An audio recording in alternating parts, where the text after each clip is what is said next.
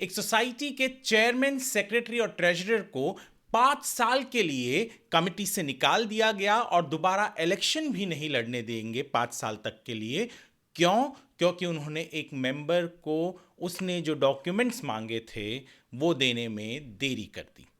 जी हाँ, आप भी सोच रहे होंगे कि क्या एक हाउसिंग सोसाइटी के जो मेंबर हैं वो डॉक्यूमेंट मांगते हैं और देरी करने पर सेक्रेटरी, चेयरमैन और ट्रेजरर को उनके पोजीशन से 5 साल तक के लिए निकाल दिया जा सकता है और उन्हें 5 साल तक उस पोजीशन को दोबारा वो इलेक्शन नहीं लड़ सकते, नहीं बन सकते वो पोजीशन पे। ऐसा हो सकता है, दरअसल ऐसा हुआ है। बॉम्बे हाई कोर्ट ने ये फैसला सुनाया जुलाई के 1 तारीख को। पूरा का पूरा फैसला क्या है बताऊंगा मैं आपको इस वीडियो में, तो बने रहिए हमारे साथ इस वीडियो के अंत तक। नमस्कार, मैं हूं वरुण सिंह और आप देख रहे हैं square fit India.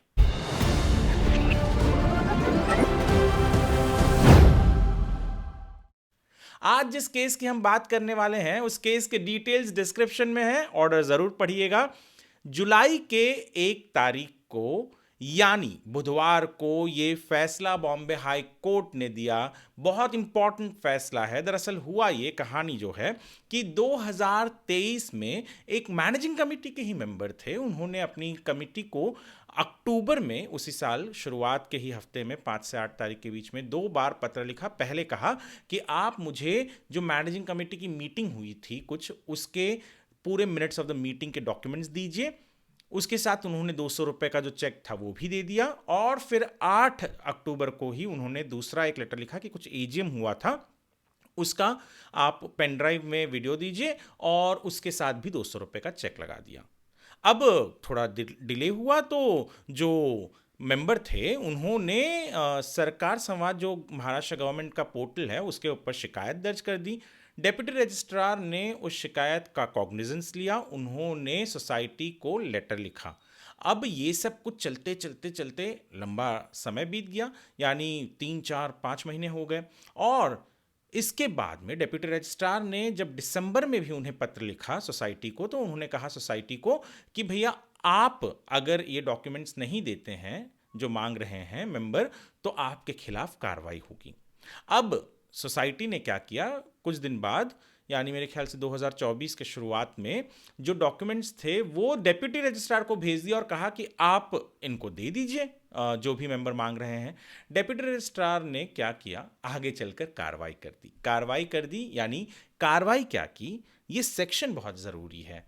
Section 154B(8)(2) जो है वो कहता है कि यदि कोई मेंबर, यानी एक हाउसिंग सोसाइटी का मेंबर अपनी कमिटी से, ऑफिस बेरर से मांगता है डॉक्यूमेंट्स, तो उस और फीस भरता है, तो उसे 45 दिन के अंदर वो डॉक्यूमेंट्स प्रोवाइड करना ज़रूरी है। ये ट्रांसपेरेंसी के लिए है, अन्यथा 5 साल का जो है वो उनको बैन कर दिया जाएगा, ये कमिटी मेंबर्स के ऊपर एक्शन होगा। और डेप्यूटी रजिस्ट्रार ने यही किया।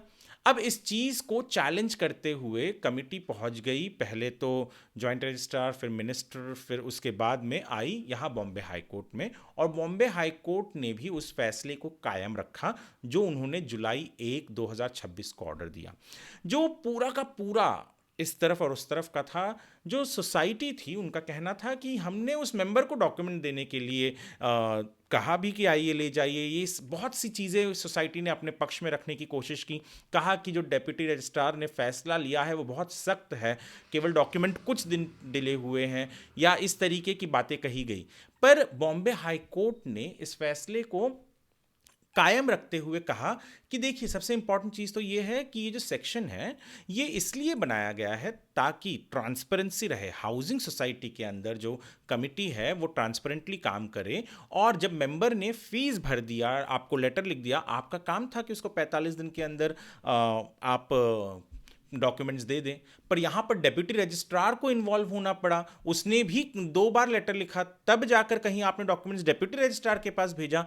तो सोसाइटी ने जो डिले किया डॉक्यूमेंट्स देने में इस मेंबर को, जो मेरे ख्याल से मार्च तक चला गया था शायद 2024 के, तो वो बहुत लंबा डिले माना गया, यानी 45 दिन से तो ज़्यादा था ही। तो उस लंबे डिले के कारण सोसाइटी को कि जो ऑफिस बेयरर्स थे यानी चेयरमैन, सेक्रेटरी, ट्रेजरर, जिन्हें बैन किया गया डेप्यूटी रजिस्ट्रार द्वारा महाराष्ट्र कोऑपरेटिव सोसाइटी एक्ट के तहत, तो वो कायम रखते हुए बॉम्बे हाई कोर्ट ने भी अपने फैसले को, डेप्यूटी रजिस्ट्रार के फैसले को कायम रखा और वो बैन को कंटिन्यू किया। अब बहुत इंपॉर्टेंट चीज़ है, हम कई बार ये जानते नहीं हैं, हमें लगता है कि सोसाइटी जब चाहे तब दे, नहीं, पूरा का पूरा ये सेक्शन जो है 154 महाराष्ट्र कोऑपरेटिव सोसाइटी एक्ट, आपको उसमें उससे पढ़ना चाहिए। और ये जो सेक्शन हमने खास करके कहा 154 B8(2) जो है, जिसके तहत 45 दिन के अंदर अगर आप लेटर लिखते हैं, आप मांगते हैं डॉक्यूमेंट और फीस भरते हैं, जो भी प्रिस्क्राइब फीस होता है कॉपीइंग का 200 रुपये, जैसे इन्होंने चेक के ज़रिए दिया था, तो वो सोसाइटी का काम है आप तक दिया, नहीं देता है तो शिकायत इस तरीके से भी हो सकती है और डेप्यूटी रजिस्ट्रार एक्शन ले सकता है। बहुत इंपॉर्टेंट ऑर्डर है, इसलिए आर्टिकल हमने एनालिसिस लिखा हुआ है हमारे वेबसाइट squarefeetindia.com पर, आप जाकर ज़रूर पढ़िएगा।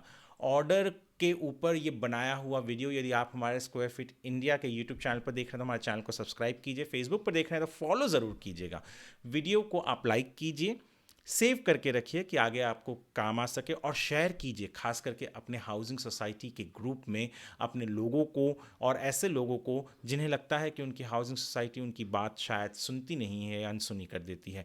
बहुत इंपॉर्टेंट है ये आप बताएं लोगों को, इसलिए हमने ये वीडियो बनाया है। वीडियो देखने के लिए आपका धन्यवाद।